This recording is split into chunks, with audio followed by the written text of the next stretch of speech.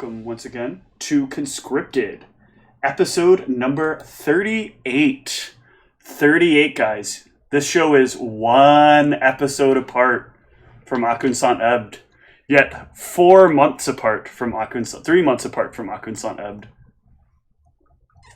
We rejoin the party on the 10th of Andurum. During this time, I don't think Ryan got a chance to read all the notes that I put in the Discord about how to do his weapon damage stuff. And I'm sure that my wonderful daughter, who loves to pay attention to her father's information, totally read that and didn't focus largely in the Discord time on her stuff with her friends and her schoolwork. That's totally not what happened, right? Yeah. Give up on school and focus on the game, damn it. All right, if you say so. Wait, he's not your father. Do not listen to what he says. Oh. Whoops.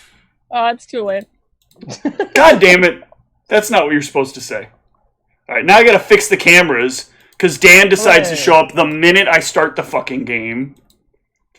How dare he? I know, right? These bastards. These hoes ain't loyal. Jesus. What? Was that not the appropriate response? I mean, maybe. There we go. See? I gotta move all these pictures around.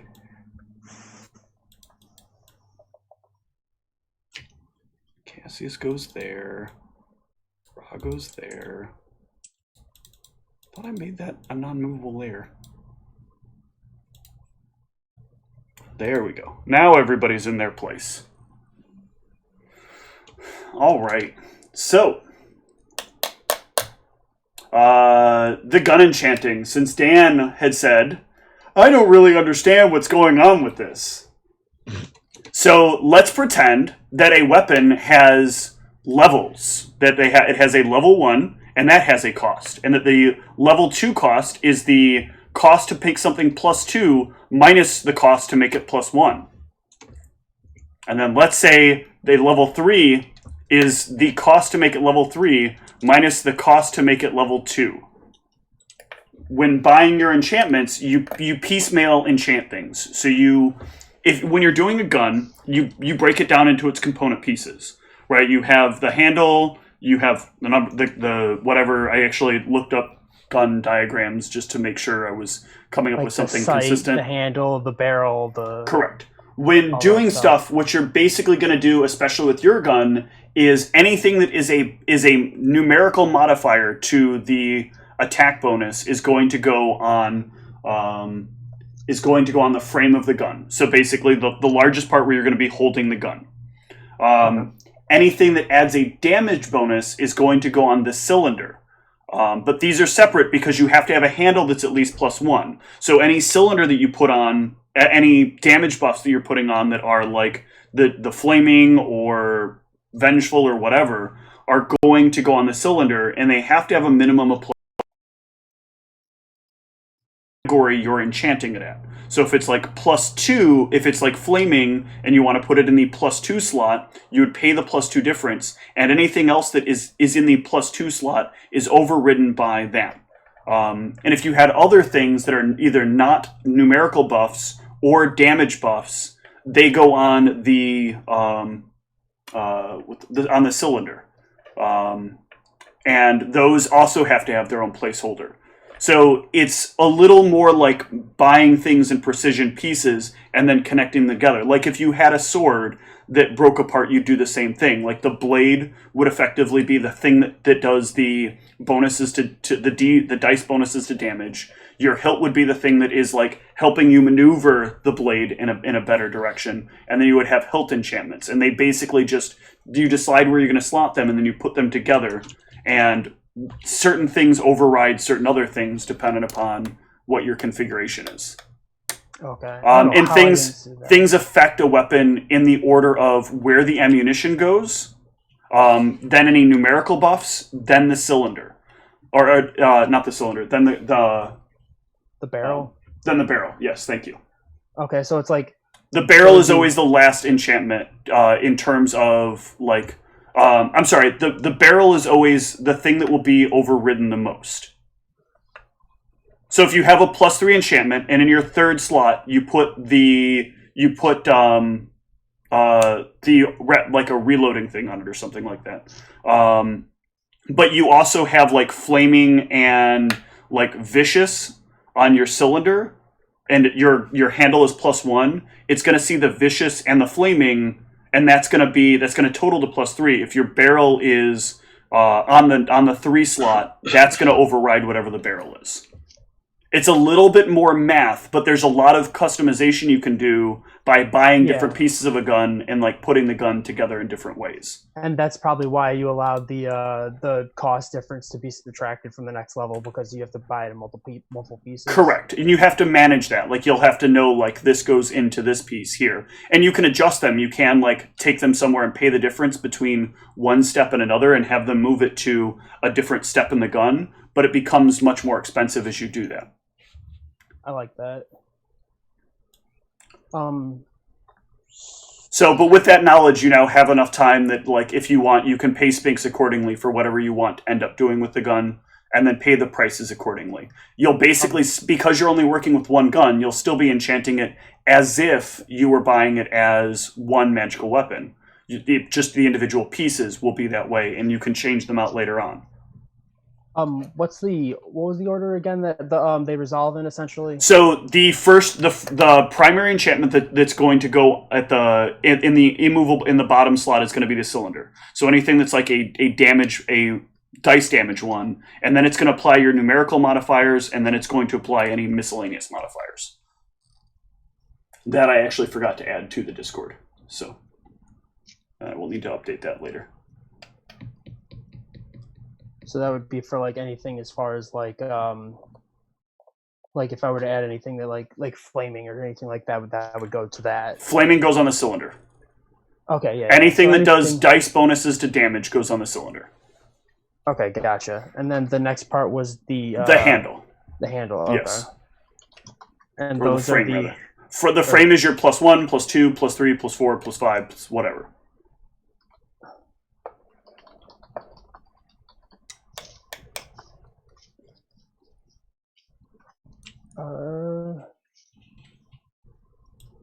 I'll figure My out. gun's the Holy Avenger +5. Nope. And then the last If part it, is the, if it is, barrel. then it goes back through all of your historical characters and kills every one of them that are evil. If that works for you, which also means I need to do a lot of work on this campaign. And that one applies Ryan to is raw. Ryan's not raw. Oh, that's from before I made the change. And what were the modifiers that apply to that one again? Those are anything that's not numerical or dice-based damage modifiers. So it's basically everything else.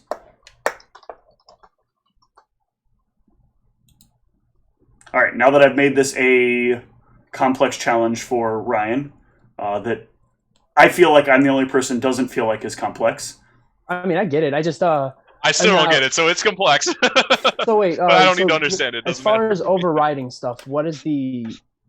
How does that work again? So anything on your barrel is it's like imprinting, right? So you're gonna, if you put something on it, nothing will override that slot. So the first thing that it encounters is what's going to override it. So if you have, like I said, flaming, let's do flaming and bane on your cylinder, and it's +1. You're going to have a +1 flaming and bane weapon.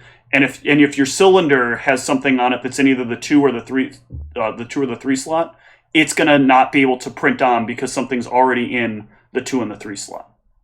Oh, okay. So like the cylinder is the first slot, right? And then imagine that the projectile is basically affected in a way where it's in the cylinder, so it's getting the cylinder's effect on it already. Then when you're pulling back the hammer and you're pulling the trigger, the frame is then is adding the propulsion element, which is what's creating the alignment. Then it's going to go through the cylinder, and the cylinder is going to apply whatever magical effect it is applying, but it can't apply it over top of anything that's already there. So if I had two different damage dice, the enhancement bonus wouldn't apply. Nope, then, or? you're still getting this wrong. Break it out into an Excel spreadsheet. Make a column for +1, make a column for +2, make a column for +3, make a column for +4, and then apply your enchantments into that, and then take a... God, I'm like spending so much time explaining this, and it really isn't that hard in my mind. So you'd have an Excel spreadsheet that's like 1 through 10 from left to right, and then from top to bottom you would have an Excel spreadsheet that is cylinder, frame, and then barrel, right? And the first thing you'd fill in is the +1 in the corner, because you cannot not have +1. You have to have a minimum +1 for anything else to work, right? Yeah. So that would go in the top left, but that would go in the second from the left corner. Nothing else can go in the +1 slot. So then you buy flaming. So that minimum has to be in your +2 or +3 or +4 or +5 slot. So then you're going to take flaming as your +2 slot. So you put it in the cylinder under 2. Now if you went out and got a barrel upgrade, and that barrel upgrade you put in slot 2, that's not going to apply because we look up at the top slot, and your cylinder has already replaced your slot 2. So if I had bought a cylinder and a frame already, if I bought a barrel enhancement, it would have to be the equivalent of buying a +3 enhancement. Yes, it just depends on what you've already bought before, but you'd want to make sure that you're buying whatever the next thing in line is, or you'll have to like put it on 2 different parts of the gun and disassemble it and reassemble it into what you want the gun to be.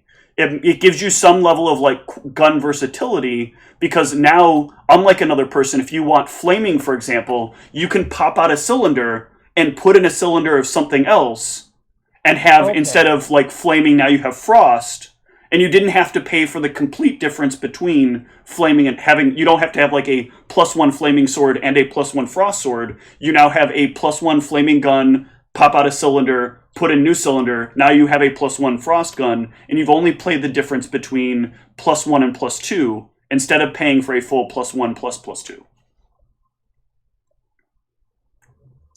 I'm still confused. I will build the spreadsheet, and I will make this make sense.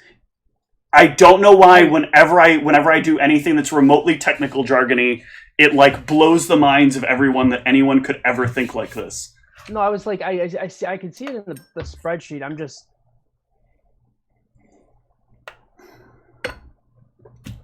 It really, really is, in my opinion, a very good system. No, I'm not saying it's bad. I think the thing that I'm confused about is like how to determine the enhancement bonus thing again. I think that's where I got lost for a second. You're gonna... Because I have to have a minimum. I have to buy the +1 enhancement. Your weapon has to have a minimum +1 enhancement before you can buy anything else. Mm-hmm. You need something that is enhancing it to the next level in order for that thing to function. So if you had a +2 enhancement, then no, you would buy. It's just let's do this for right now. Let's pretend your gun enchants just like any other fucking weapon, and then when you want to change things, we can talk about how you change things. I am so sorry I tried to make an innovative and interesting system for how guns can be evolved and changed, and how they're fundamentally in every way better than a sword. I am so sorry I tried to make something more advanced. I'm not trying to say I'm not putting this on you. Everybody is like totally not interested in Steve's technical jargon about how to make this work properly, because I'm turning this into coding your D&D session, and it's already finances the gathering or mathematics the gathering. So I'm interested in it, but then again, it pertains to my character. Yes. I'm just trying to make sure I understand it. Yes, but we're now at 20 minutes, I think, of me discussing this, and I feel like I would rather have role-playing and then talk about this outside of the game time. And that's fine. If I would have remembered it before we started the session, I would have done that, but I didn't, because I'm bad. The spreadsheet right now, and then okay. Do stuff with that. But I am frustrated, not upset. And I'm frustrated because I knew better than to create a complicated system, because it always takes time to explain complicated things. I think that I'm not gonna be as complicated once I kind of get a grasp on it. Yeah, well, I know it will, when it clicks, everybody's gonna be like, oh, yeah. Yeah, I think that's kind of where I'm at. Like every Magic format I've ever come up with. Okay, but anyway, where was the party when last we left off? Nice. On our way to the large library. Where at? The large library. Chrysaisen, I think we're headed to, right? Yeah, It was one Chrysaisen. of the caves. It is Chrysaisen. It's not a K one. That's a C. Makes a K sound. Yeah. You know what else makes a cuss sound? I don't know. Never why I mind. felt That's like not here this was for. going. That's yeah. Kindness? There you go. Thank you. Good Wait. job.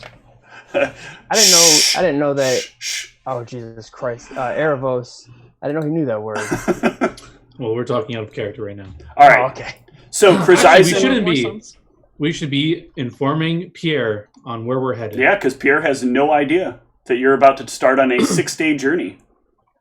Pierre, Oh, yeah. make sure you gather supplies because we're headed back to my hometown of Chrysaisen. Why are we heading to Chrysaisen?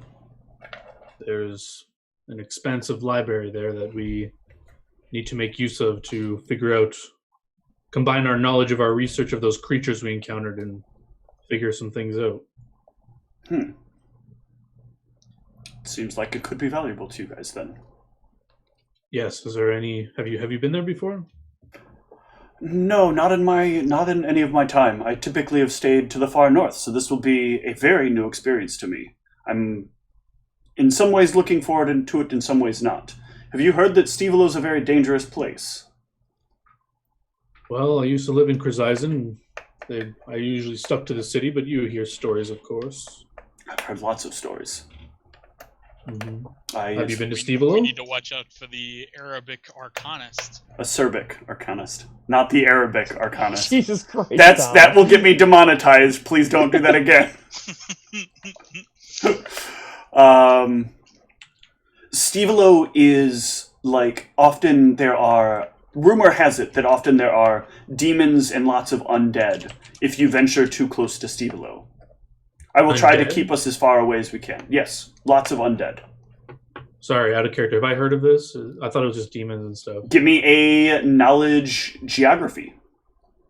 Knowledge geography. Yep. Yeah, so you would know that like undead are not like they're not often powerful undead, which is why it's not something a lot of people talk about.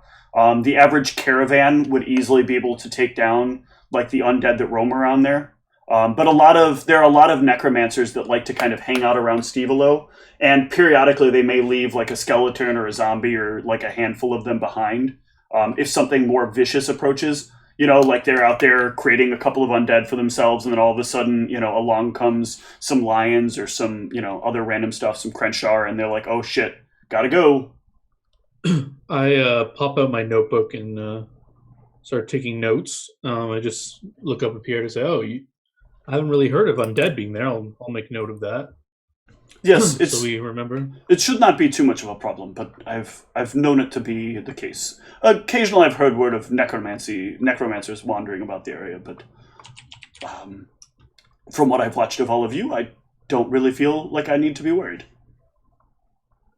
Of course. Now, can we discuss the possibility of the party subsisting on berries as a diet?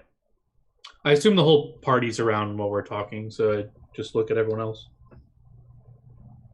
Don't make me never mind. I'll carry, of course, berries? some extra rations, but they are magical berries that don't make you feel hungry. I've been eating them for a while now, and it is quite amazing.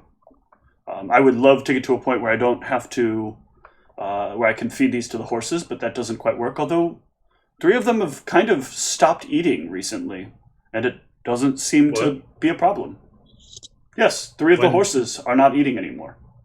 This is not shocking. I'm not that familiar with animals, but I'm pretty sure that's unusual. Is this not something to be worried about? So you're kind of looking over. You glance over at the horses as he says that, and you glance back to him. And the horses look like they're kind of like their skin tone has changed a little bit, and there's like almost lines of green that seem to be kind of running up and around the bodies of these horses.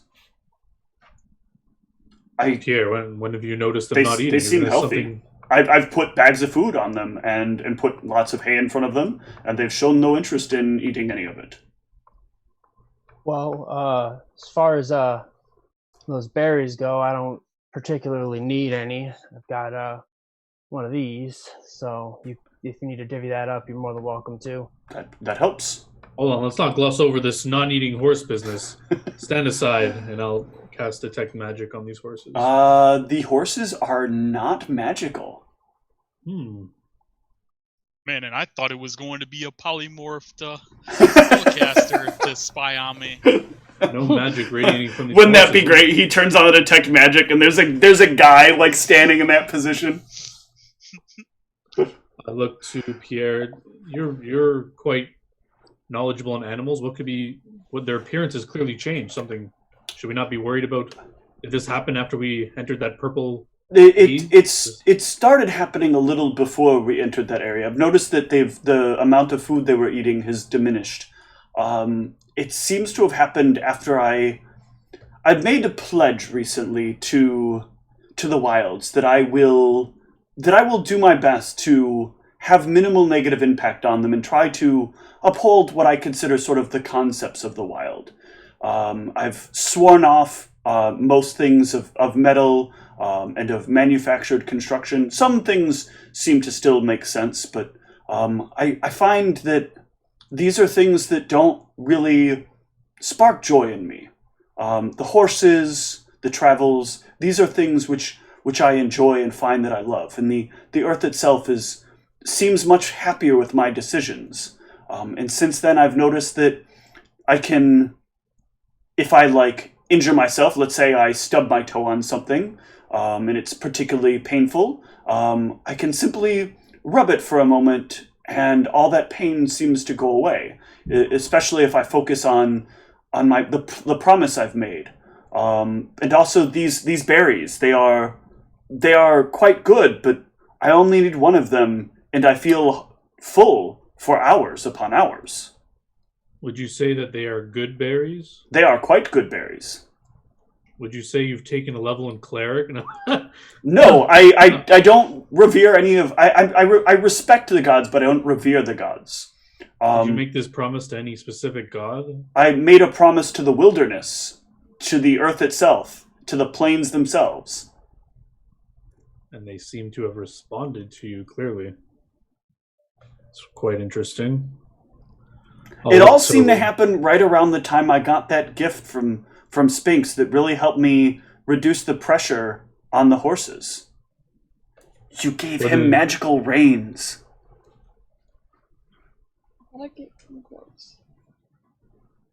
Oh, look at Spinks. What kind of sorcery did you cast on these horses and Pierre? All I did was give him some magic gloves. Wait, they're turning green. You said they have green in them, right? Yeah, it looks like they have veins of green starting to kind of grow through them. My eyes squint at Spinks. Are you turning them into goblins? Oh, I just wanted to help him. Because that's quite fascinating, really, but maybe you should have asked his permission first. But I was only trying to help him, control the horses better, make sure he could, maintain the cart and everything. It has made it much better. The horses are much happier. I am much happier. I think that when we met those crazy screaming mouth things, that I would certainly have lost the horses if not for these gloves. Well, you were the expert, and if you say they're doing fine, then I'll believe you. If anything seems odd about it, I will certainly bring it to your attention. I do not want us getting stuck in the wilderness, but they are, as the expression goes, healthy as horses. But as the berry situation goes, I'm not sure what the rest of the party thinks, but if it does not come in your salary to cover those costs, can you procure, while we're in town, before we leave, can you procure me some elven rations? I will cover the cost if they're expensive. I can simply put them into the budget as we would normally have. With the reduction in the food and the reduction in the horses' food will easily more than compensate for your elven rations. So I'll make sure I have those on hand if you wish not to eat the berries. That is agreeable. Can you purchase another set of me just so I can keep some on me? Should the worst case scenario I'd be separated? You can simply take what we'll have on the cart. That is fine. Okay.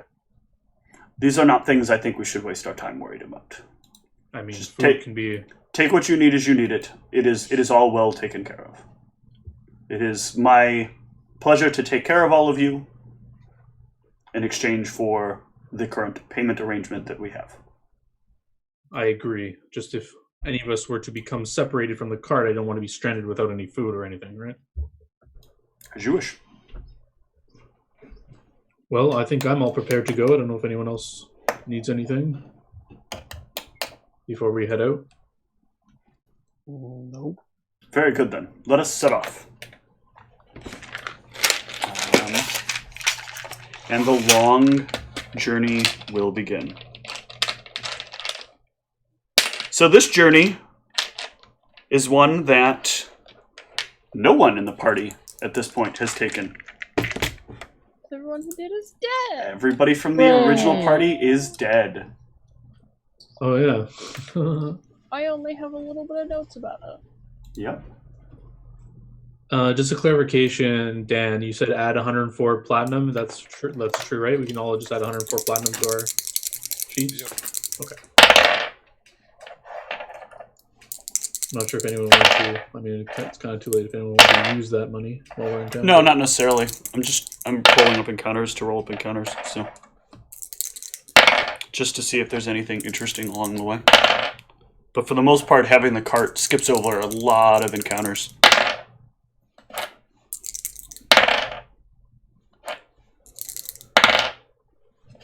And you have a good enough watch schedule that I don't have to worry about that either. Some centaurs along the way.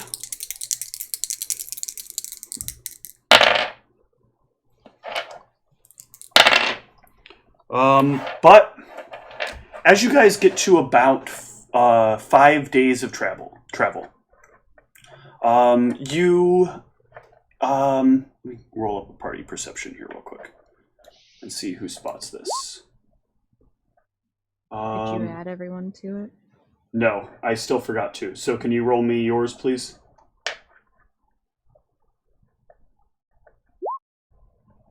Oh, yeah. We're traveling, right? I'm just going to pick some. And Arvos, can you roll me one as well? I really need to Uh, update this. Arvos isn't paying attention. He's in his spell Okay, book. that's fine. So, Ra, Pierre, and Cassius. You'll notice a ways out, there is a large shrine in the center of the plains. It has a small, beacon of light coming off of it. There are a number of, what do you call that? The bowls for giving donations. Like the collection plates kind of thing? Sort of, but they're on pillars. They have a specific term, and I'm now spacing on the name of it. Yeah, I know what you're talking about. I couldn't remember the name of it either. But it is structured in the center of the plains. There's a few trees around the area, but it is a very bright beacon here. You can see Chrysaisen off in the distance, about a day's travel away, and this looks almost like a miniature little beacon of a miniaturized representation of Chrysaisen in the distance.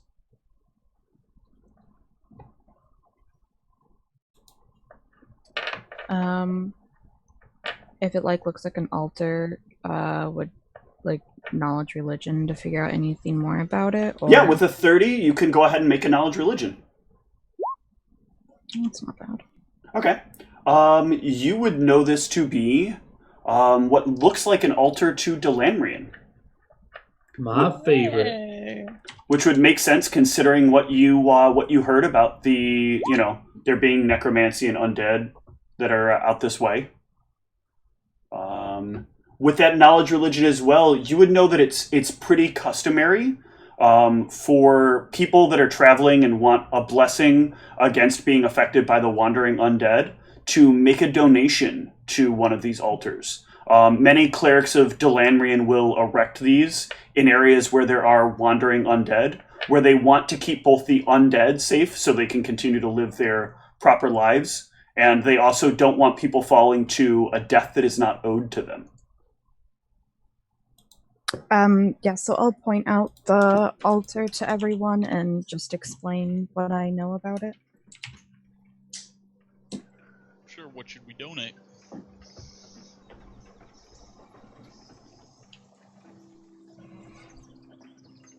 I don't have knowledge religion, so I don't know how much we would want to. That's kind of up to you. This is a decision for the party to kind of come up with. Many people would pledge a standard donation of some amount of gold or some items that they might consider valuable, and it would have an effect based on what is contributed and what you end up running into, right? So if you randomly end up running into higher level undead, but you've given a lower level contribution, it may not give you the same protection.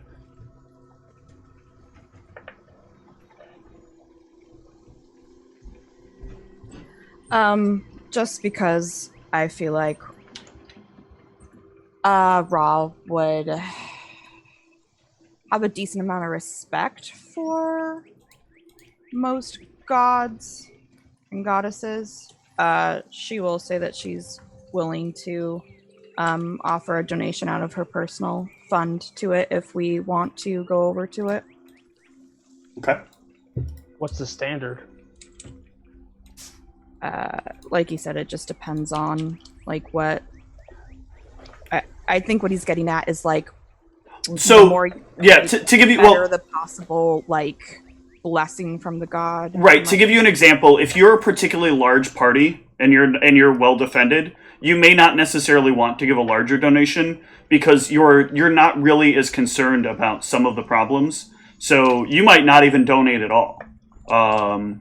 But if you pay no reverence to Delamrian and you're like, fuck Delamrian, I don't believe in it, you might just decide to pass it on. Some people might give a large donation because they are worried about substantial undead coming after them. So like somebody's travel might be worth hundreds of gold. It's kind of based on what you feel your travel is worth. Yeah, like I was trying to figure out in character, like, because the Lamrian, when we know of them, like they choose to follow them, and then because they want to come back as an undead when they die. Yes, right? coming back as an undead is a part of your life. That is the true life, the life you have earned based on what you've done in the world. And they're not like they know going into it that they're going to come back as something, but they don't Correct. know what. They believe that it's based on their works, that they will be brought back based on like what they have done in life. Well, because I was trying to figure out what like would constitute like a small donation, or like what would constitute like a. It's kind of up to your party's value, like what you consider the idea of safe passage worth. This is like the gods look at your heart and into your head, and make the determination that way. There's not like a static number. So a cart with like nothing on it, or a cart with nothing important going on, like that's not going to be a high donation there either, because there's nothing really there that needs to be protected. There's nothing that could be lost. But the greater the value, the greater implicit value, the greater the request of the gods may be. Would a small donation potentially be more like enraging the god than no donation? If like your quest was big, or like if your need to avoid the undead were larger, it would absolutely be an insult. Especially like a no donation, you're like, fuck this, I don't need to give you any money because I don't care about your undead, and I don't care about like this whole sham that you've so created. Donation would be worse. No donation in some cases. It depends on how you're looking at it. Like if you're passing by because you don't know what it is and you don't donate, that's a mixed thing. But if you're aware of what this is and you're like choosing like fuck Delamrian, then Delamrian's gonna say like, well, fuck you too then. Well, yeah, I was just trying to like figure out, because I was trying to gauge like how, because I would donate something, but okay. I don't know. I don't want to donate too much out of my personal stuff. And I'm donating a platinum. Well, so you guys can head over to make your donations. Yeah, I didn't know if Ra had any idea of like. And as you're making your way over, Would you guys be making your way over on the cart or off the cart? That's a good question. I know it's a little metagamey because I just gave you battle music and a battle map, but... Well, I imagine how Pierre would far have kind of away? like pulled the cart over, and people would have walked over. Whoever Okay. wanted to go. We all Yeah, wanted so to go. that's... so it's about 100 or so feet out. Okay, yeah. So... We'd Can walk we have a down. quick combo of like, are we all just going? Is this an order, or what are we doing? Well, once you get to right about there, you guys can decide whether or not you've gotten off the cart right now and be within like 10 feet of the cart. Yeah, So- I mean, I'd probably hop off because I'd be getting ready to like. I'd donate. I'd be. Yeah, the donating. question really is if you were planning to donate, you'd get off the cart. If you weren't, you'd hang out on Well, the cart. I was implying to just no one just say anything and just jump off and start going to donate, or did we have a conversation to the party? Like, Well, I yeah, mean, I we assume were asking conversation. how much we should donate and all that. Yeah. Yeah. that's Yeah. Character. yeah, so okay, so I'm made because only certain people saw it, so I didn't want to like chime in if I wasn't. No, you told okay, so hold on. Before we go through any of that, Aravos, you deliberately said you were not paying attention to things that were going on. So there Right, was but I can actually hear a whole people talking. conversation that went on that you didn't participate in. Where Right, I just wanted to make sure that they were. I thought it was out of character. They were making like learning these things and then actually were saying it. Okay. But yeah, if they're pointing out this altar, talking about it, I'm just going to think in my head: should I be making a donation here with this knowledge religion? Like, do I care about this? That's up to you whether or not you care about it. You know the same stuff that that I've already expounded on. Okay, like it's not like offensive if I'm just like, yeah, I think I can handle myself here. I don't need to donate to Delandria. No, I mean not implicitly. You're not kind of like fuck Delamry and you're just like I think I'm okay here. You know, you're not. It's about what your intention is. If your intention is like spiteful or No. reckless, like sure. But in this case, you feel like you'll be safe, so that's a little more reasonable mentality. Unless Mal's ordering everyone to go together, I'm just staying in the car reading some books. Okay. I was just trying to figure out if this was one of those like suggested donations, or where it's like, well, you know, it'd be a good idea to donate some. Correct. money, That is how it is. It's So it's a like, question of looking intent. It's a question of your intent and your need. That is what this is about.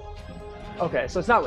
I was just trying to figure out if they're like trying to shake us down for money, essentially. Nope. Or okay, if it's a genuine thing, then I'd be willing to donate a little more. Yep. This is not at all an uncommon thing. What is Zeke's opinion on this? Yeah, I mean, I want to donate for safe passage. Okay, so Zeke would jump down out of the cart? Yeah. Okay. I will wait to see how much Ra donates because I have no idea how much. And what about Spinks? Would Spinks donate, do you think? Or would she kind of hold reverence to the Spirit Mother and kind of feels that Delandrian is taking advantage of weak souls?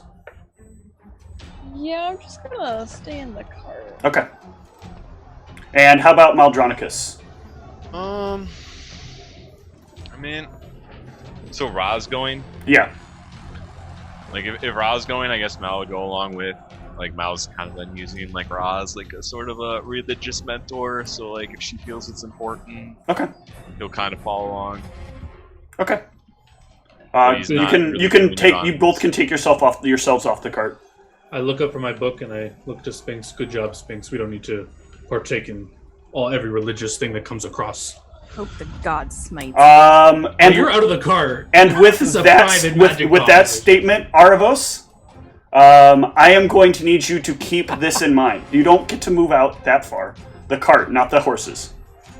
Oh, but okay, I jump out on the other side. That's fine. You can jump out on the other side. That's fine.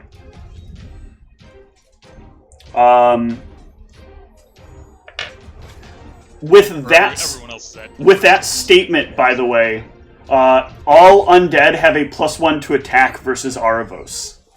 Hooray! I have no idea about that. I know. I'm just letting you know in the future when you see rolls and you're like, why is that at +1? Well, wait, all undead in general, or in like around here? All undead until this is over. Until like I say that this is over. Are at a +1 to attack Aravos. I don't think it's ever going to come into play because Aravos is usually hanging out as far back as possible, invisible, Oh no, the under Delandria webs. bless everyone with true seeing now. I get it. Hell yeah. When as you step out of the cart, Something I would agree with. 4 Maybe I should donate a little. giant skeletons start to assemble around the altar, and they are all dressed in large suits of armor, standing at about 10 feet tall. Are they 15? Hold on. Let me bring up the... Ooh, they got friends. These aren't like the one guy that was at that party. The one guy that was with that party. Real Which one? descriptive. Oh, the guy with the hair. Yes. the super evil. The guy guys. that sometimes wears shirts. Yeah, remember that that's party it. of really evil guys and that one guy that was not with them when I went into the catacombs? That was super tall and armor clad. This is much bigger. Okay, This is 15 feet tall with 15 feet of reach. Oof. And that is where I am going to need everyone to roll initiative because undead usually don't have any positive intent. You sure? Well, Oh, you did already roll. They I'm have sorry, to have Arvos. Can you re-roll that? I didn't realize you'd rolled. I'll keep this new one. It's fine. It's only one different. Okay. I keep forgetting that you have to clear them. We don't see them. We Yeah. don't see the old ones. You just see it though. Sometimes they won't actually show up too if I don't like open up the turn order first. Oh, okay. Yeah, I'll wait. Sorry. It's okay. I'm gonna roll for each of these individually and try something new with this. So Hello. I feel like this may give you guys an advantage and may give them an advantage, and it might be variable. And when I mouse over them, it will tell me which one's turn it is. So, but Arvos, you are up first as usual. If they didn't make any sound assembling and no one has alerted me to the presence, I am still reading. Okay. I will do nothing. They do not make any sound as they assemble. So I'm reading. So the first of the giants will go, and it will go. Wow, they have a lot of movement. I guess they're large enough. Oh, what time of day is this? Because I would have cast mage armors, so I don't know what spell points I have. It would have been you would have just cast the first of the major armors because this is like right at the start of the day. Sounds good. Cassius. All right. They look like they're coming to. Yeah, Attack a us? giant. I guess they're not heavily. They're lightly armored with large wooden shields and a morning star in hand. And yes, they are coming to attack you. They're undead. They're looking straight at you. They have run across. They've dashed across the battlefield according to 5th edition rules. We're trying to donate to this person. She sends her undead. Perhaps it is sent by her. I'll wait until after Ra to see what she does because this doesn't make a lot of sense Okay. to me. Ra. So I guess the first thing I want to try to do, and I don't know if I'm going to get much from it, but I'm trying to sense motive, or AKA in the other game, gauge the situation. Sure. Try to figure out are these some sort of you have to get through to be able to make donations, or just what in the heck is going? Oh my, that's That's okay. You can give me a knowledge religion here as well. Okay. And a perception, and I'll explain why you're making all these checks once you've done that. Okay, so what you'll see is that in the ground where these things were, there's kind of a bit of an imprint that you didn't notice at first, like you weren't actively paying attention as everybody was getting out of the cart and preparing to make their way over there. But there's an imprint of the bones, but in addition to the imprint of the bones, there is a deeper imprint from something that is a bit larger, and you can see what that is. There are 2 black onyxes in the eyes of these giants as they start moving towards you. You know that Delanrian wouldn't attack somebody who has positive intent. So these don't seem like they are the byproduct of Delanrian. These seem like there was something waiting here for you to get within range, and then these things were to animate. Okay. So definitely doesn't seem something from Delanrian. So I will convey to the party and the people around that this doesn't seem something intended by the god. Or is Delanrian a god or goddess? Goddess. Goddess. Okay. So this doesn't seem something intended by the goddess. And Wait, Delandrian's a girl? Delandrian is a female. I didn't know this the whole time. Yep. Whoops. Neither did I, actually. Yep. I guess I never asked. There's only ever been one worshiper of Delandrian to play in any of my games, and the only other time people have encountered Delandrian are like undead that usually die way too quickly. Was that Austin? No, Austin worshipped the Prime. It was one of Tony's characters that didn't last long way back in the past. But yeah, anyway, so I will convey to the party that this doesn't seem something set by the goddess, and it would probably be in our best interest to figure out what is going on here, and it seems like something else had its intent. What I need you to do is I need you to give that to me in 6 seconds of words. This doesn't seem from Delandrian. We should kill these. Okay. There we go. And then I will... Am I not on the initiative order? Like, it shows that I rolled. Did you click your token when you rolled initiative? Yeah, I mean, I've rolled Oh yeah, because you couldn't have done that otherwise. You might have rolled it at the very moment I cleared it. I'll re-roll it and I'll put you on the initiative. But anyways, other than that, my intent is just to let the party know that this is not from Delandrian, and using my I spelled that wrong. Protection, judgment, and casting Shield of Faith on myself. Okay. You said, what were they carrying again? Like, as far as armor goes? Shield and... They have like some light plating on. And they are carrying a very large wooden shield. Because it seems like it'd be difficult to, actually, I guess,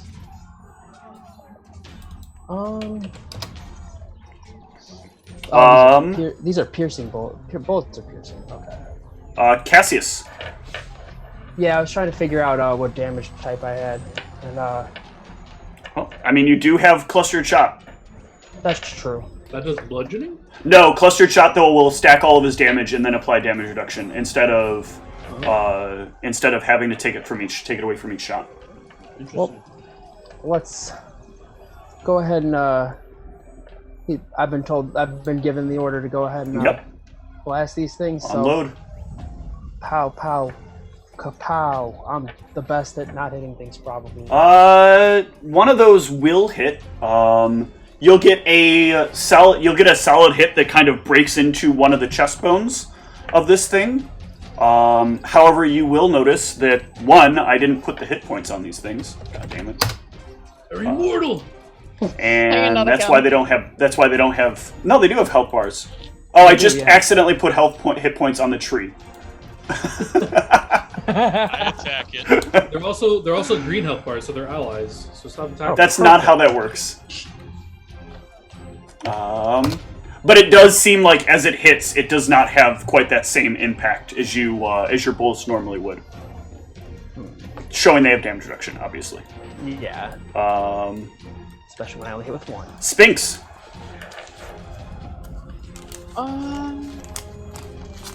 The fun part is, have I heard what's going on? Oh yeah, absolutely. Okay, I good. fired Rod just said we need to fight these things.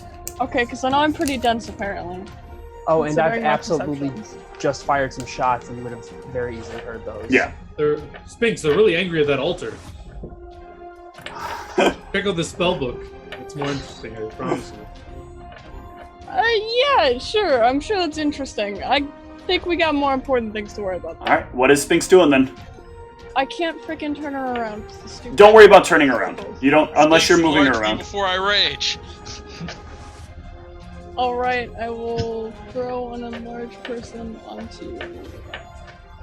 Okay. Make my monster grow! Rita. And Zeke enlarges. The next of the skeletons go. And this one will be annoyed because he had proper range to charge. And had that other skeleton get in the way of it. So he's gonna charge him instead? Gotta remember their reach. Batman? Got some reach here. Zeke. Yeah, I'm gonna charge this one. Okay. So 15 foot Yep, reach. right about there. Oh man, I can hit them both from there. All right. They can also both hit you from there. All right. Well, I'm the party tank, so. Yep. All right. So that's probably better than them hitting someone else. See some attacks. All right, and this is +1 attack and damage. That's a hit. Oh shit! I forgot to rage and do all my other shit. Fuck. Go ahead and turn it on. We'll apply it. Also, I should probably let you know that I was 2 ranging. It's 10 foot for each range increment, right?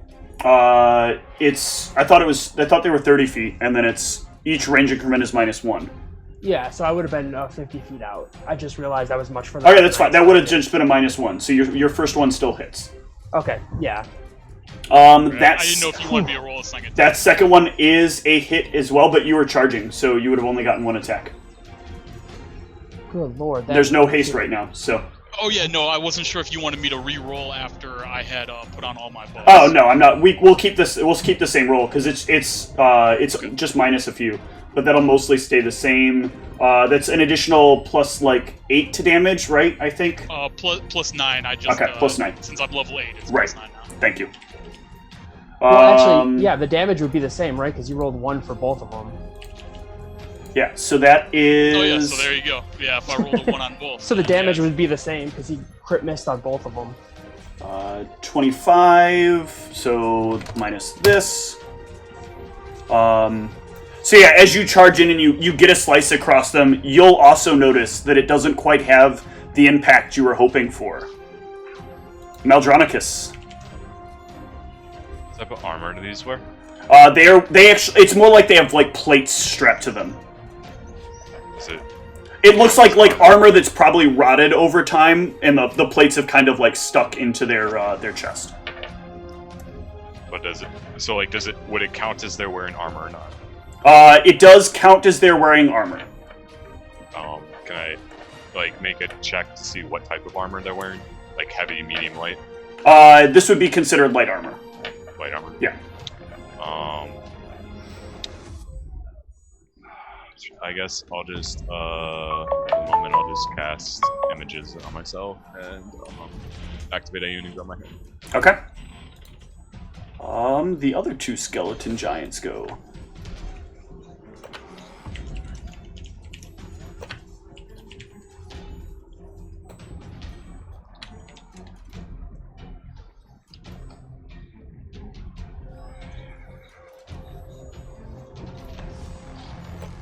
To there. Round 2. Arabos. I like the round count. I assume I've been Thank made you. aware of the skeleton's presence. At this point, yes. The gunfire and Spinks casting some spells, and the loud shout of Zeke as he rushes into battle, I think will kind of clue you in.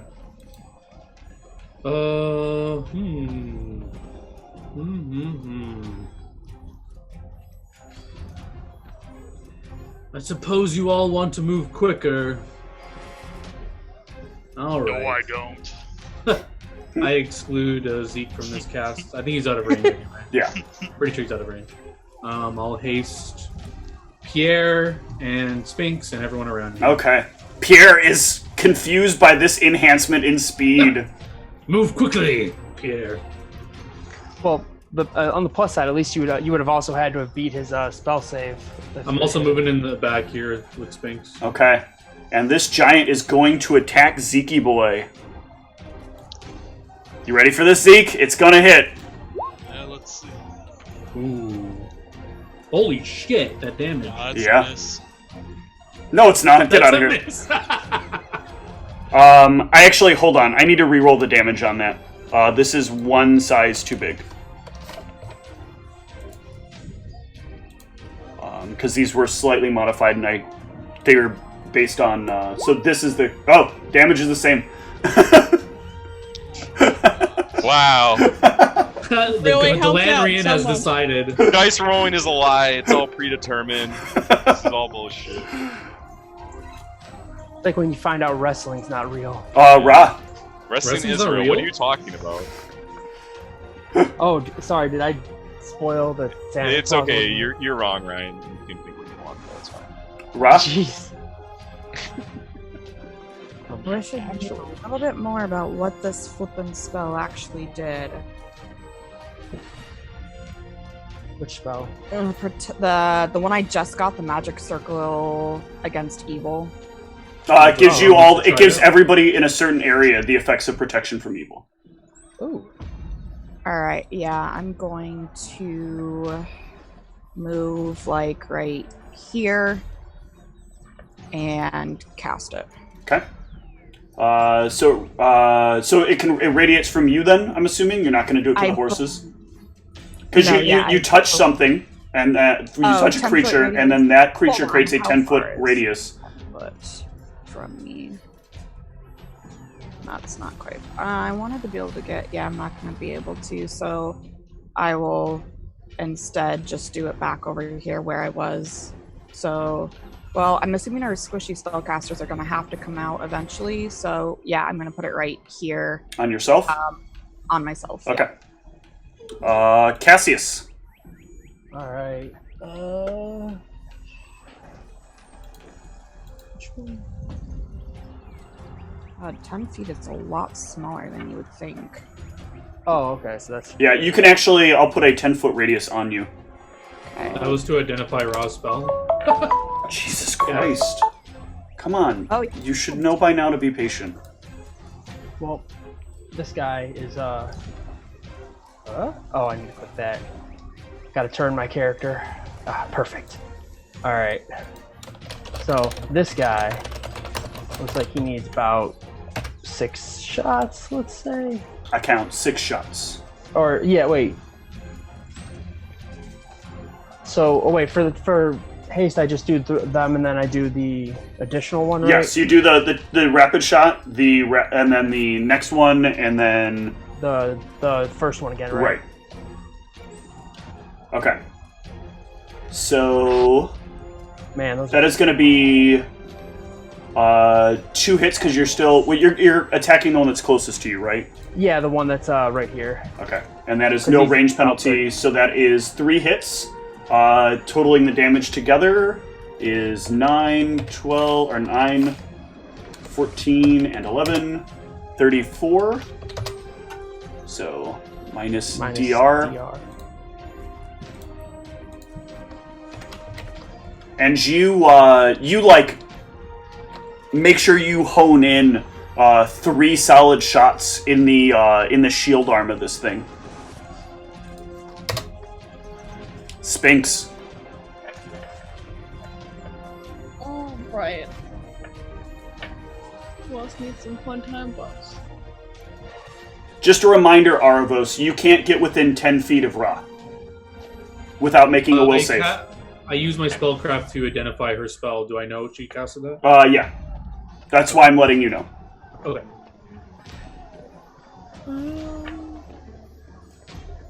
I think I am going to.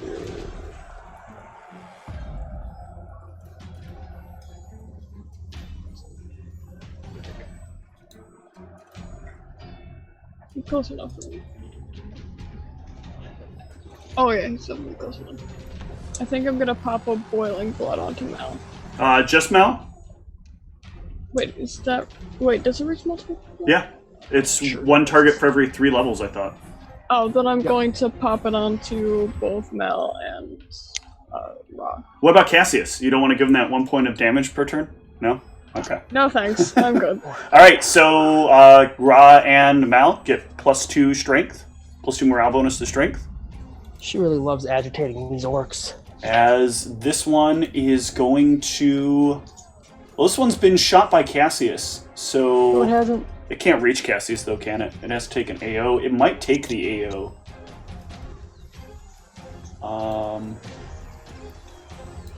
Yeah, I think it's going to take the AO. So, Tom, go ahead and take your AO.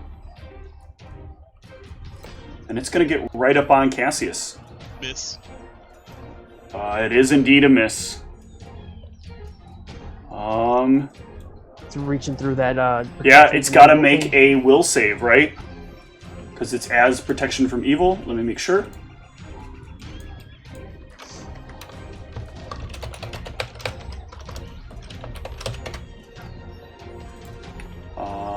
Yeah. All creatures gain the effects of protection from evil, and protection from evil is...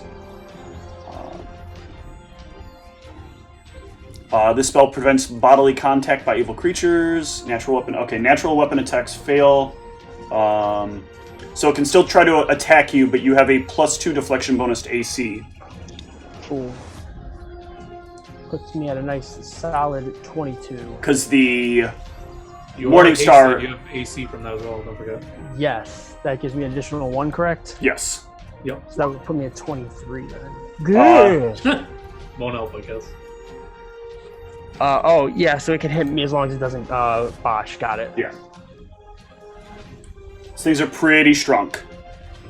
Ugh. Zeke. I like your mastery of the English language. Full attack the injured one. No! Sure. That's a hit. Man, you are great at rolling And damage. attack number 2. No, that's not good. That's a hit, and you're hasted. Oh, no, you're not hasted. So, yeah, that's still good damage.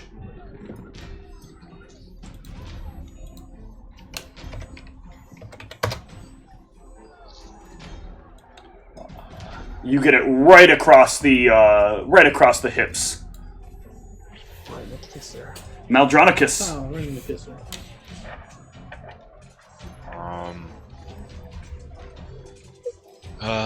So this one's going on. I'm gonna try and step between 5-foot step in between the skeleton and Cassius and Ra. Cassius. Yep. And yeah, I guess full attack this one. Shit. Okay. Spell combat. I'll cast shocking grasp defense. Okay. Give me your concentration check. Okay. And we'll swing away. Yep. So you said my spell combat 2 is now set up that I now have an iterative attack finder. You should.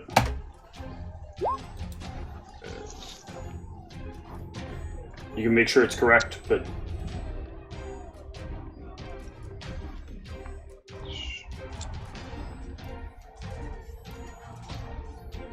looks that way. That is a miss. That is a hit. I actually didn't check, but I don't know what I know about these things, but I'd be trying to shocking grasp anyways. Okay. What does a 23 religion tell me about these things? That is what I am grabbing for you right now. They are immune to cold, and mind-affecting stuff, and death effects, and immune to non-lethal ability drain and energy drain. They have no intelligence. They are immune to anything that needs a fortitude save. And they don't breathe or sleep. These are going to be rather tough to beat through. But that's about it that I can think of that would be relevant information. Okay. So then, yeah, just I'm attacking with lethal then. And what do you have Ioun set at right now? You have Ioun set at +3. Okay. So that is 2037. And that will hit as well.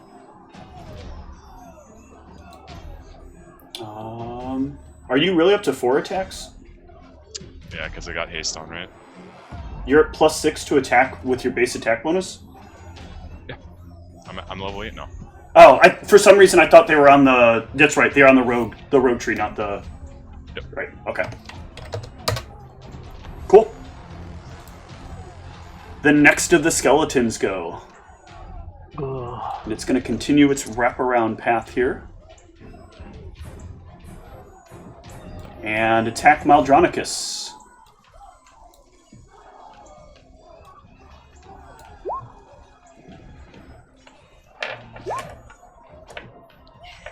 Okay. The other giant is going to attack Zeke. Hold on, I need to read. That macro's not working. It's What? supposed to add in the one into the macro. It's the same. It doesn't. It rolled a 1 plus a d3, not a d of 1 plus 3. Oh, okay. But it pops in the Zeke, 33. Yeah, it hit me. Okay. Minus your, it's 33 damage, minus your DR. Yep. Oh, you already took it off. I just noticed it, yeah, sorry. Yeah, I have the calculator out, so I'm just Okay, doing it as I get hit. Yep. gotcha. Arvos, you want to jump in this melee? Thinking Yes. about it. Push him off the cart now. I'm like looking at these things. Do I? All the same stuff I just told to Maldronicus. Okay. I'm not aware if they can see invisible things at all, right? They cannot see invisible things. That wouldn't be able to tell me if they could detect living things like through invisibility. I don't know. They do not have that ability. Okay. I will try to obscure myself in the car. Oh, actually, I'll just cast invisibility. Okay. That is going to myself take off. us to the other skeleton on Zeke.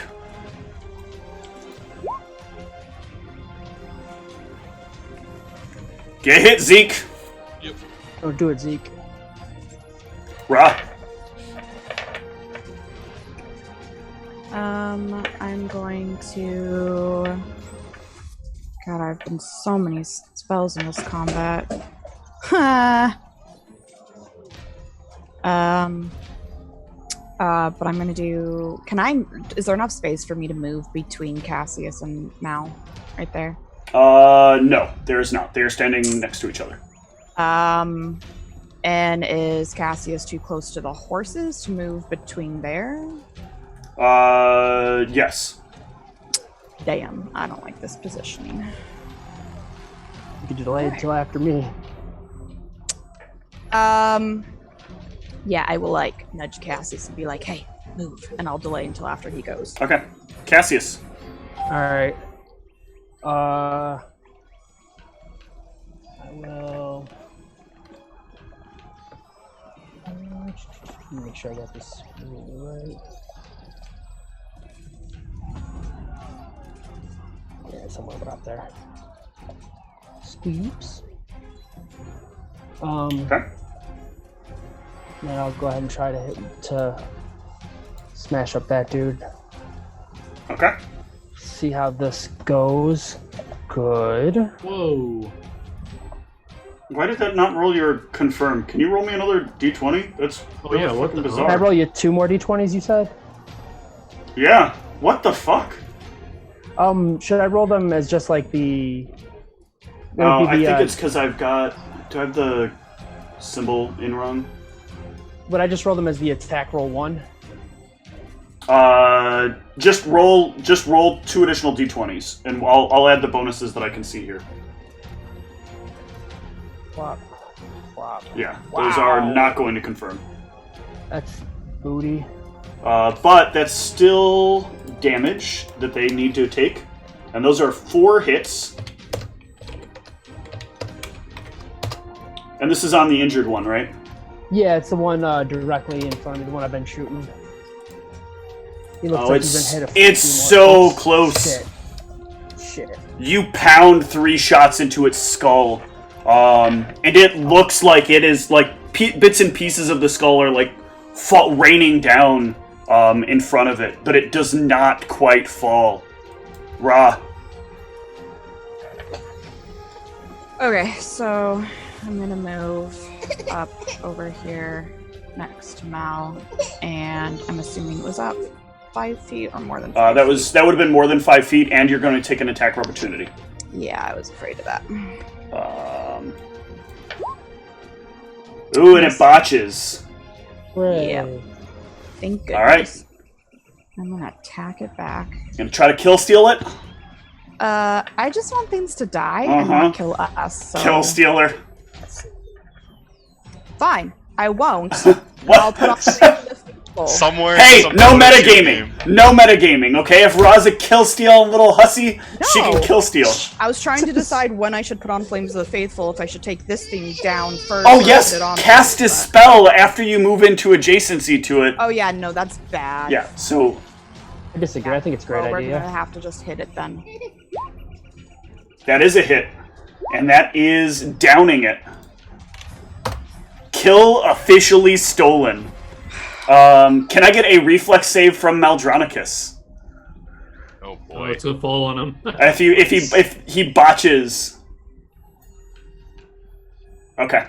So the skeletal bits like crash down forward and the giant shield falls forward. And you like quickly kind of like move yourself to be in a place where the bones will kind of fall around you instead of onto you. Is it still assembled or does it fall apart? It falls apart as it's falling, which is part of what makes it a little easier to get out of the way. Sphinx. Oh, right. So that's a nice 1 out of 4. Yep, Fantastic. 1 of 4. Just heal anything on the field. Can't be bad, regardless of who you hit. Oh, yeah, true. I mean, I wouldn't know that. Actually. No, wait, I don't.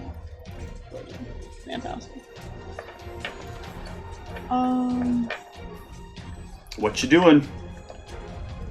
I think I am going to take some pointers from Arapos over here, and I'm gonna go invisible. I'm invisible. You don't know where I am. That's why she's taking pointers from you, and she goes invisible. Oh. Zeke. Alright, attack number 1. Come on. That's a good hit. +1 attack, +1 damage on Yep. those. Good. You got more than one, right? Yeah. Now me and Sphinx are gonna bump into each other and cancel both of our invisibilities. You better not. Oh, Why sadly don't you- not a hit. I like this plan. I'm 5 foot stepping back. Okay. Maldronicus. Just keeping the strategy, standing in between the skeleton and Cassius. Okay. 5 foot step up. Oh my god, it's so hard to do these zoomed out the grid. I think that's about right. Yep. And just keep swinging away at this one. All right. Full attack, shocking grasp. Yep. Concentration. Good job. Attack 1. Yep. That is a hit. Yeah, right back. That is a crit. 3. It's a hit. And that is a crit. That is some crazy, powerful damage. Whoops. I'll smack it with my hair, but I don't even know if it does anything.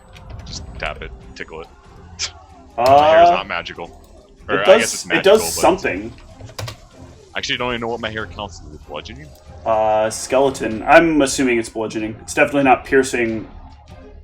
It'd be more slashing, no? How do you hair blood? I don't know. Let me look. Doesn't have a type listed. Alright, they're gonna 5 foot step in on you. Oh, that's not the one that goes next. What, you don't just This one sharpen steps your hair in every day? and.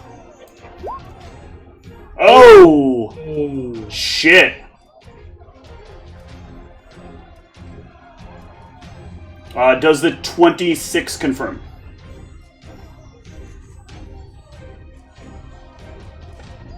Ooh, on Maldronicus? No, that's on you. That's this one right here that stepped in. You 5 foot step back, did 5 foot step forward, and took its attack. I'm sure it does. Let me look. Yep. I'm gonna roll the one on Maldronicus as well.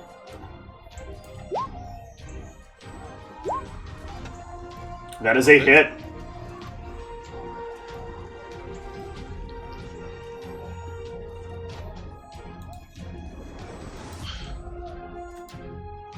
All right, and let's take a short break and see what ends up happening to Zeke at the end of this round. We'll be back in a moment.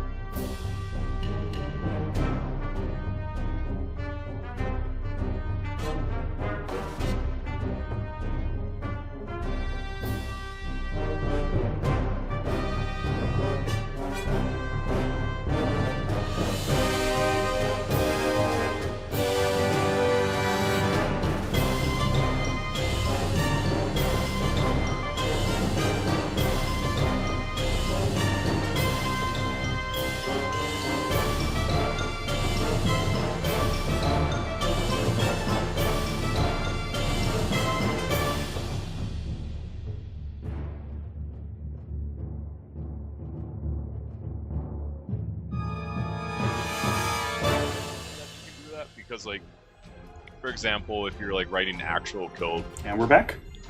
Oh, sorry. That's okay. Aravos. So I see Zeke drop, right? You see Zeke drop. Oh, so with my crit on these, I get it's basically a natural 20 on the attack on them for the knowledge. So, like, does a 30 tell me anything that a 23 doesn't? There's nothing left to tell you. Okay. I assume Sphinx didn't move after invisibility. Unless there's something you can think of that I don't know. You don't know what she did, so. I'll just speak and see if she answers. I'll just say, Sphinx, can you heal Zeke? That's the plan. Ah, okay. Don't bump into me. I'm gonna be. That's also the plan. I'm leaving the card. Be careful. And I'll hop out and. I got 60. I don't know how much movement is to get out of the cart. I wish I could give you each invisible minis. So we can't see each other. Yeah. Be so much more fun.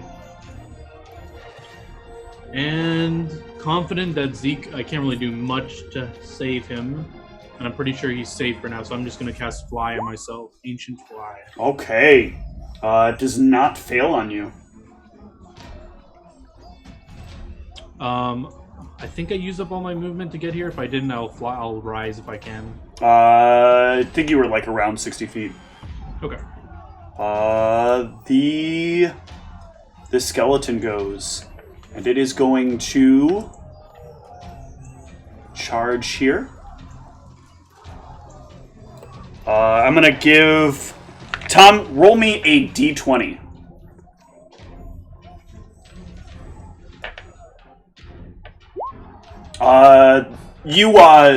Arvos, you jump out of the cart and you come running. Yeah, when I was going down, I should have had my contingency attack. Oh, you should have. Give me that contingency attack. Good reminder. Let me put my buffs back on. What is that? Is that like as you're going down, you? Yeah, he said his contingent attack that he from the gloves he got from Heracles. It was a garbage attack. I'm sorry. There's only +1 on that, right? So just a 17. Yep. Yeah. So it will charge forward, and its foot will come very close to landing on top of Zeke, but just a few inches away from him as it charges into Rada. Towards Rada. And slams it down. Is that a hit? Nope, not even as a charge. God damn your fucking deflection bonuses and shield bonuses and all the other bonuses. Cassius. All the bonuses. I even have a nice judgment that gives me some other wonky ass fucking bonus. What is this? All right.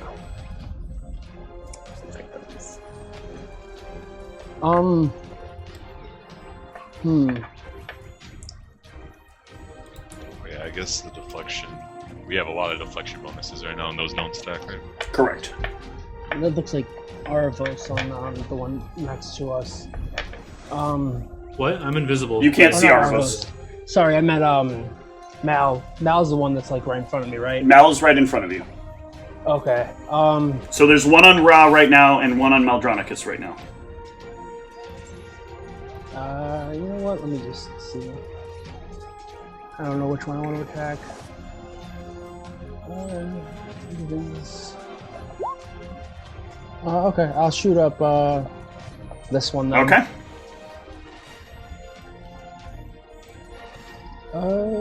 Fire away. Hit. Hit. Hit. God damn. 4 hits. However,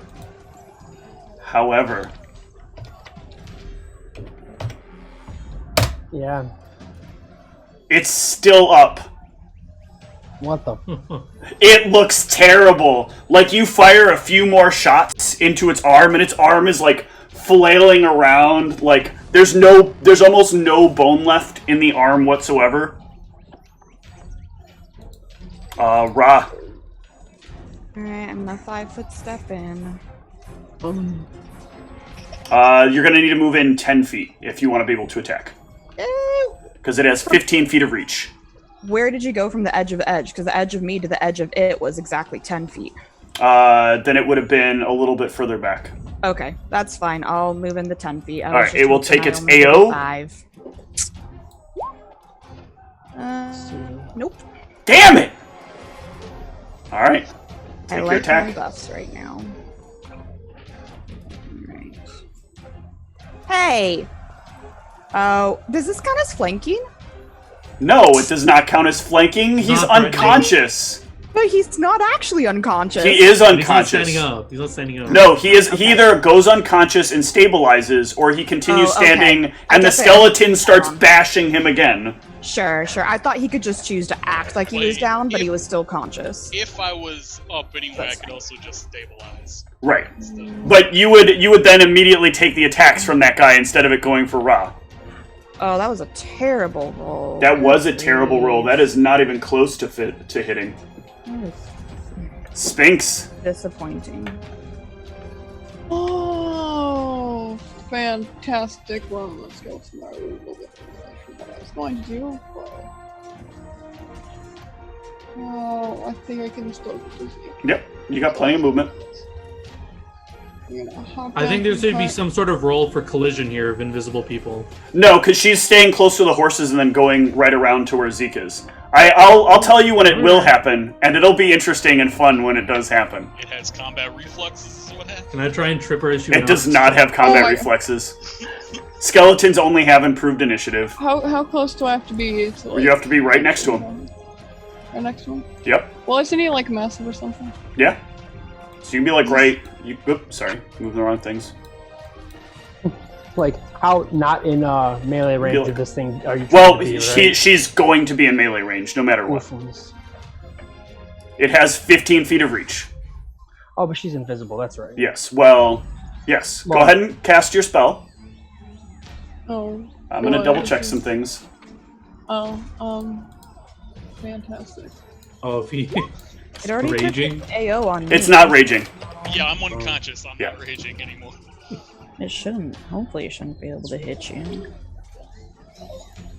I think I know what's going on. Can it detect the positive energies? No, I was checking. This has been. I didn't remember it being buffed in Pathfinder, but it is. It doesn't count the attack. It doesn't count the fact that technically it is an attack roll, but it now specifically specifies is foe in the description, whereas in like 3rd edition it does not. I'm gonna give you all fucking 3rd edition Cure Light Wounds. Oh, We'll gotcha. have to get her some ancient cure light wounds. Yeah. Go ahead and gain back your 13, Zeke, and go to 0. Which will wake you up. And it will be your initiative. You want to get up? It's already taken its attack of opportunity. The other one has not taken its attack of opportunity. Oh wait, I'm not supposed to say that part.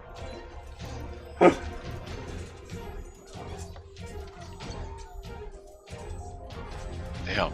I need to zoom out at an appropriate amount in this grid because everything looks farther than it is. Oh Maybe shit, zoom I in just more. realized I don't have the battle map as far over as it needs to be for the stream. Sorry guys that are watching.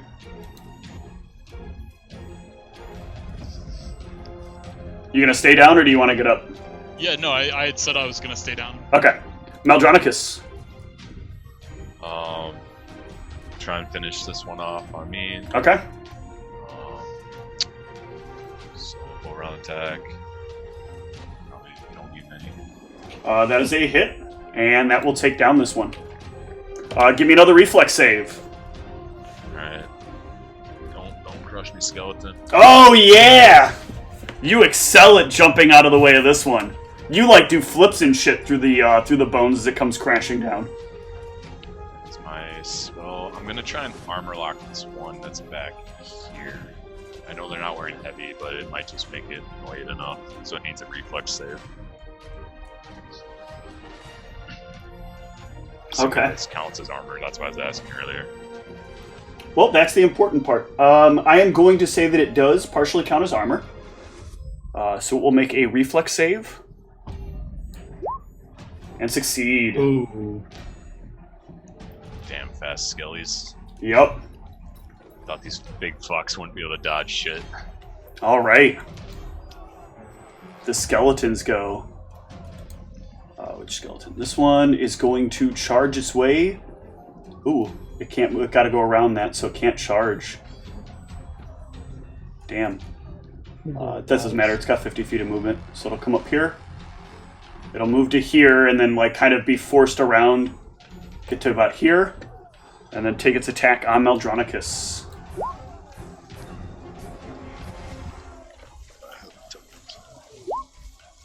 Damn! Take them hits! The other Skelly is gonna continue on Ra. It's gonna try to slam down the Morning Star right on your head. That one hits. Yeah! Aravos. Bitch ass skeleton.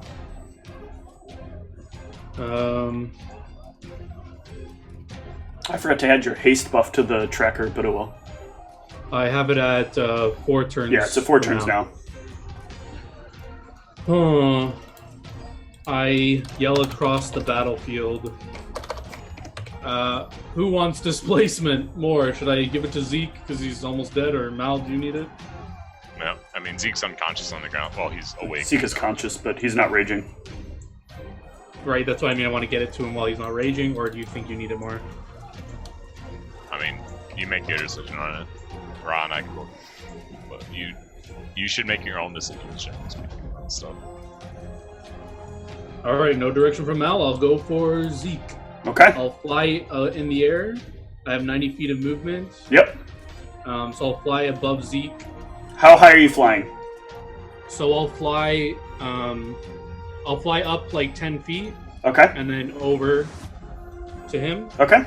And I'll hover above him and I'll look at him. Is he awake or what does he look like? You're gonna need a perception to see if he's awake. Okay. I will perceive the man on the floor. His like you can see his eyes like flash open as like a little glowing light hits him. Okay, I will whisper softly in his ear. From 10 feet up? That's not whispering softly in his ear. Well, he's laying on the hovering ground right and you're down. hovering 10 feet up. Yeah, now I'm going Okay. down up the perception check and I'll whisper in his ear, "Do not resist. I am helping you." He's And I not. will Okay. displace him. That's All right. ominous, but okay. He is not Right. raging, so that's fine. Don't resist me. Don't resist the touch. Don't This worry. skeleton's gonna. He just went. Where's the 23 one? Why? You. Oh, the initiative order got screwed up for the skeletons. It's fine. So that one's done. I was Cassius. like, that dude just hit me. I don't know why he's. No, having I a thought he touch. was the one that was on 9 originally, but he's the one that was on 23. Does the one? One of them is pretty substantially damaged. The other one is entirely undamaged. Okay, cool. That's kind of what I was gonna ask. Yep, I knew where you were going with it. Yeah. Coolio. Try not to put this one at one hit point left. Yeah. I'll The last 2 in a row. do that, and then I'll bang bang. Let's see how this works. Go for it. Hit. Good. Miss. I need a D100 check on that one, Oh, for me or a D20 check on that one. Yeah, from you. just D20. D20. Okay, the gun does not jam. That's good.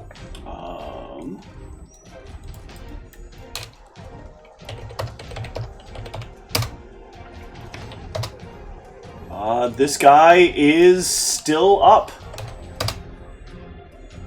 Rah. Alright, I'll do a 4-round attack on this thing. Or I'll see if these hit before I roll my other damages for him. Oh. Ooh, that definitely hits. It does not confirm, but both of those will hit. And it will go down. Oh, okay. Give me a reflex save.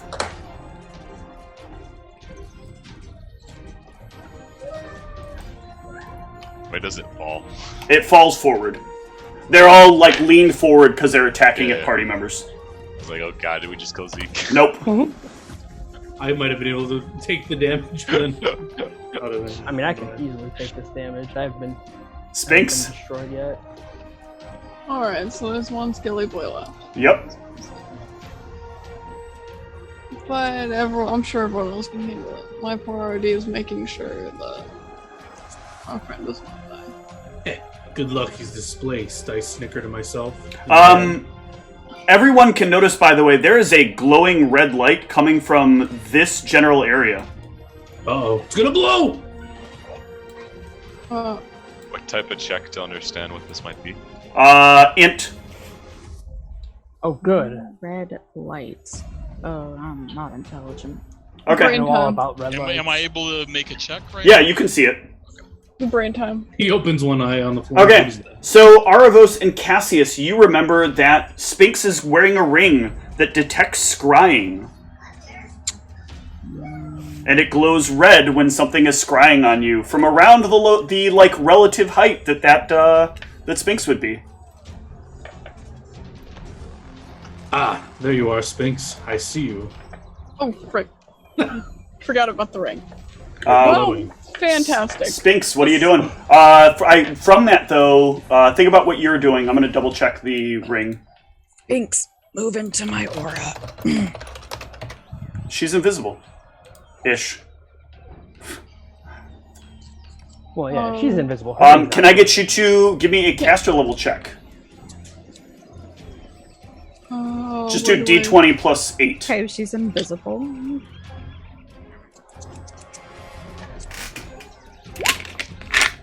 Where's my D20? Decent roll. Ooh, that's Do a I good see roll. where Hold on. like- Hold on a sec. Ooh. Ooh, plus. All right. You feel something looking at you, and like immediately for a moment, your mind like the ring glows out, and your eyes kind of fill with the red light of the ring, and you get the image of a man standing in the distance, or standing in a room that is rather dark, around a large pool of water. And he watches over this pool of water, staring intently at what is happening. You can hear him utter the phrase, "I almost had you, Zeke boy. Wait a minute. Someone else is here."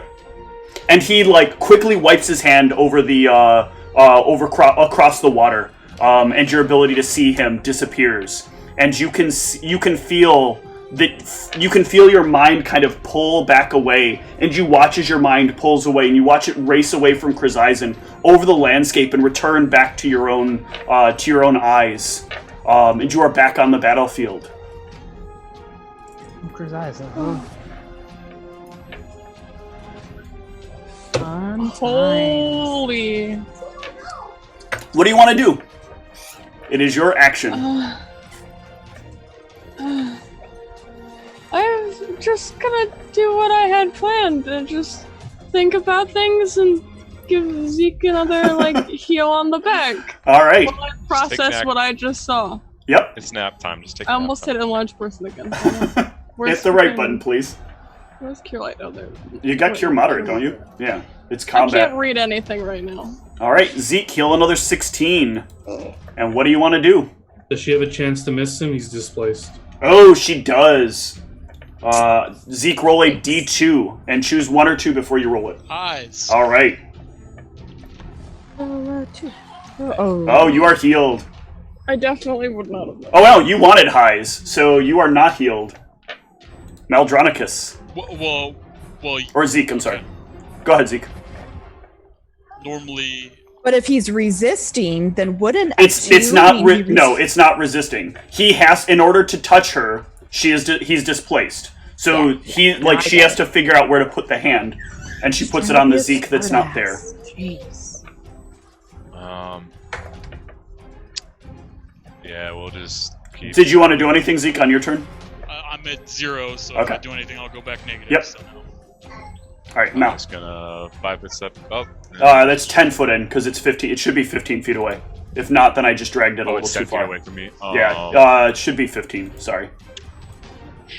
They should be at reach distance. Then I'm just gonna cast displacement on myself in hold position. Sure. 5-foot step back. I'm gonna need you to. Yep. And displacement. Okay.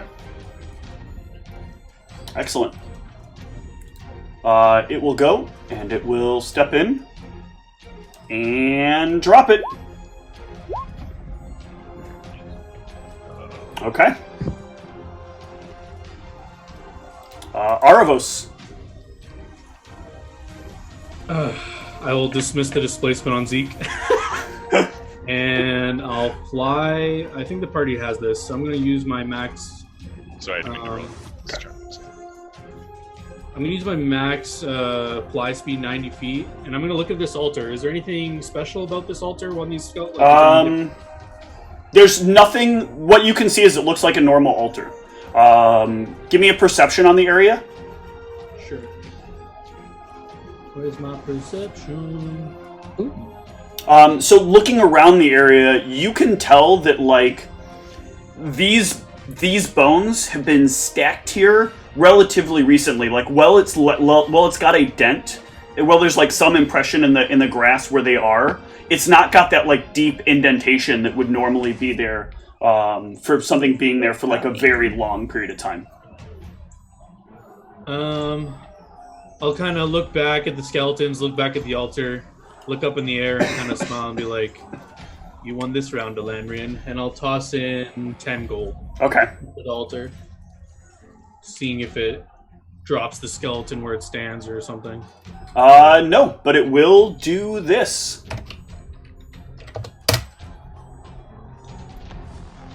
That's my turn. Okay. Cassius.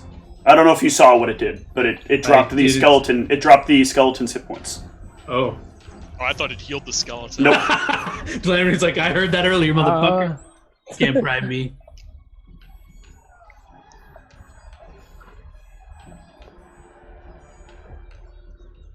Does this thing look like it can hit me from where it's standing? No. Okay, cool. Okay, cool.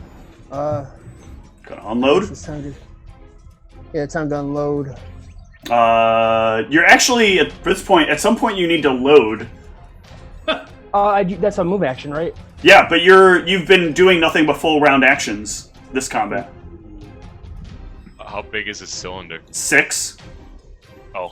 Well then, yeah, I'll take my move action. Okay. And then you can have had the rapid shot. I think. Wait, no, rapid shot's the full round action one. So. Well then, actually, no. You can have taken your full round action and used the. No, because this is classic haste, not, or this is new haste, not classic haste. We hear Cassius say it's high noon. He just goes, so yeah, that'll just end up being the first one then. Okay, because I haven't. Yeah, so I haven't moved yet, but yeah, I'll do that and then. Somebody doesn't want to use better haste, and that first one is gonna miss.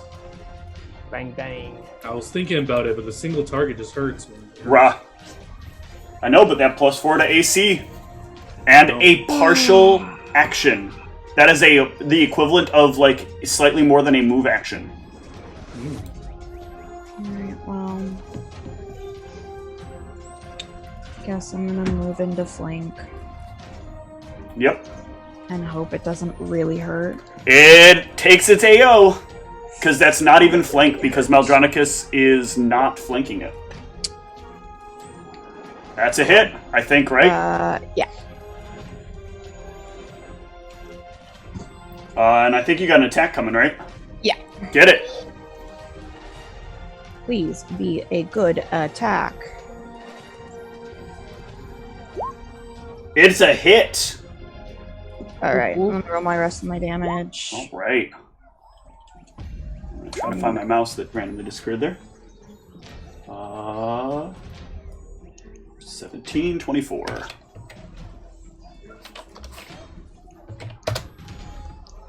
Sphinx. Zeke is no longer displaced. He's not vibrating anymore. That I probably noticed before, but I'll try and give him another. Okay. Oh, Yep, that's a heal for 18. Zeke, you got 18 whole hit points. Okay, so I can get up and move in then. Yeah. Let me see where 15 is. This is another example of where if it was regular haste, if it was 3.0 haste, Zeke would be able to get up, move, and take an attack. I wasn't hasted.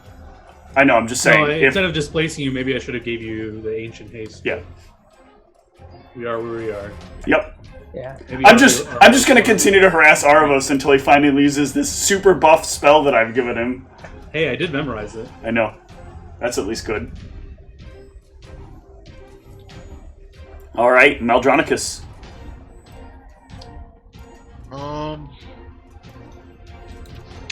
Has my electricity looked effective on these things? Yes.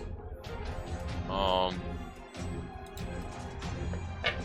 guess I'll start using shit. I'm going to cast Bladed Lash defensively. Okay. Just dash, kind of, basically short dash, but just right up to your Yep. up to 30 feet. Yeah. And full attack. And I'm actually gonna activate Ayun and make my damage electric. Okay. So that's 1.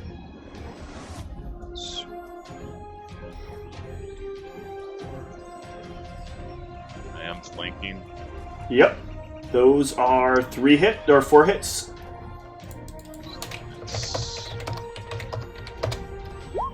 15 electric. It is still up. And it will take its attack on you, Maldronicus. Ha! Yeah!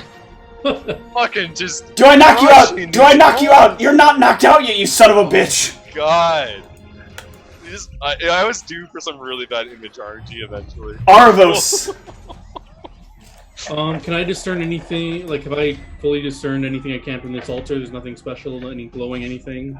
When you tossed the money and you did see a slight glow from the altar and the money kind of like sort of turns to liquid, and then as it turns to liquid it kind of like evaporates into the altar. So that was my next question. There are no other sacrifices here, presumably, because they've all been... They all get absorbed. I dismiss my invisibility. I was hoping you were saying haste on the party. And I just look out at the party and see no one really needs any help, so I'll just dismiss all my spells aside from haste. Okay. You Who needs dismiss. any help? You said you landed, right? Yeah, I'll land. You didn't say that before you dismissed all your spells. Well, I was 10 feet in the air, so sure, I can drop 10 feet. if you Okay, want. take a d6. I'll let you roll it. Since it's you damaging yourself. I mean, Aravos would have wanted to land, but... I know. But that's the thing, right? Like, what's Aravos' wisdom? Did you make it a dump stat? Nope, 13. Okay, so you can go ahead and take that back. I won't. No, that's okay. Wanna join Okay. the club? I'll say Aravos was just, like, not paying attention. Yeah. He just, like... It's the kind of like thing an eccentric wizard would do and be like, oh yeah, I don't need these spells. And oh shit! Yeah. Cassius. It's almost like if you were to like climb up on a mountain and then jump in some entangle when you know that things are chasing you that have fire breath. Oh, God. Alright. Misplays of the century. Yeah. He's played that character so tight until then too. Yeah, got too cocky. Well, I guess I will. Try to blow it down. Yeah, I reloaded the last round, so Yep. I'll do this and then. Hit. Miss. Hit.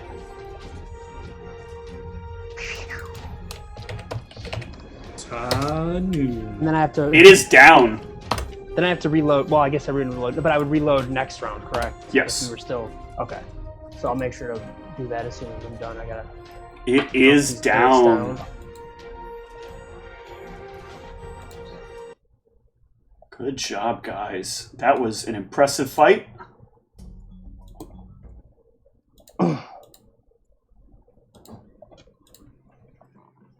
So, Hey, Sphinx, do you like spell points?